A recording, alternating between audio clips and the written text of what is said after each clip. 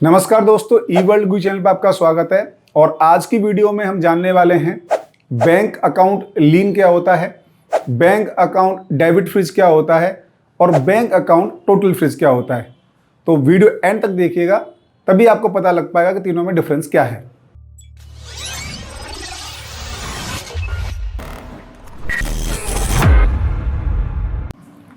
दोस्तों, आज की वीडियो में हम डिस्कस करने वाले हैं कि बैंक अकाउंट लीन, डेबिट फ्रीज और टोटल फ्रीज में क्या डिफरेंस है। सबसे पहले हम जान लेते हैं बैंक अकाउंट में लीन क्या होता है। मान लीजिए आपके अकाउंट में 1 लाख रुपए के आसपास हैं, उसमें से आप 50,000 विड्रॉल कर पा रहे हो, 50,000 आप विड्रॉल नहीं कर पा रहे हो। इसका मतलब यह है कि वो 50,000 रुपये का अमाउंट आपका लीन कर दिया गया है।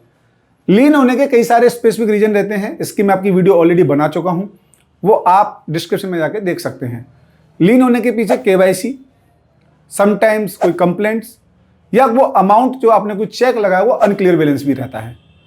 तो बैंक अकाउंट लीन में आप पैसे डाल भी सकते हैं, पैसे निकाल भी सकते हैं, पर जो स्पेसिफिक अमाउंट लीन किया गया है वो उसे आप विड्रॉल नहीं कर पाएंगे।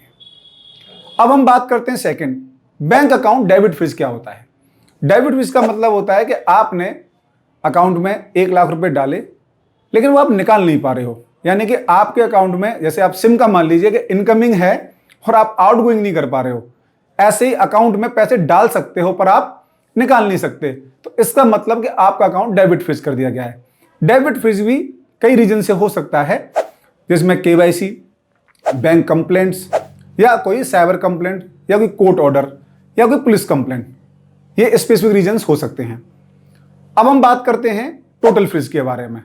बैंक अकाउंट टोटल फ्रीज यानी कि आपके अकाउंट में ना पैसे आप डाल सकते हो, ना ही आप पैसे निकाल सकते हो। टोटल फ्रीज वाले अकाउंट रेयर केसेस में आते हैं, जहां पर बैंक को लगता है कि आप उस अकाउंट का इस्तेमाल suspicious activity, money laundering, fraud या किसी ऐसी चीज में इस्तेमाल कर रहे हो जहां बैंक को लगता है कि डाउटफुल है, वो अकाउंट टोटल फ्रीज कर दिया जाता है। क्योंकि टोटल फ्रीज वाले केस में ना तो आप उस अकाउंट में पैसे कहीं से रिसीव कर पाओगे और ना ही आप पैसे निकाल पाओगे। तो तीनों में डिफरेंस आपको पता चल गया होगा।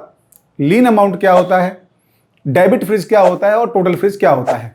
तो जब भी कोई ऐसी प्रॉब्लम आती है, तीनों कंडीशंस में आपको कुछ नहीं करना है, सीधे अपने बैंक के पास जाना है, रिटन में एक एप्लीकेशन देनी है कि मेरे अकाउंट में लीन लगने का या टोटल फ्रीज होने का या डेबिट फ्रीज होने का क्या रीजन है। जनरली आपको मैनेजर बिना एप्लीकेशन के ही बता देंगे, लेकिन जब भी कोई पुलिस अथॉरिटी का लेटर आता है तो वो हमेशा बैंक के लीगल टीम को आता है।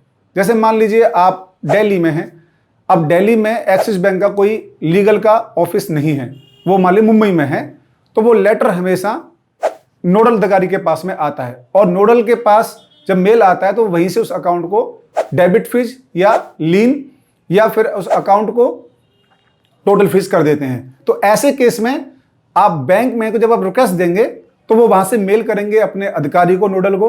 वो इंफॉर्मेशन आने में 1 से 2 दिन का वक्त लग सकता है, तो उसके लिए आपको घबराने की आवश्यकता नहीं है।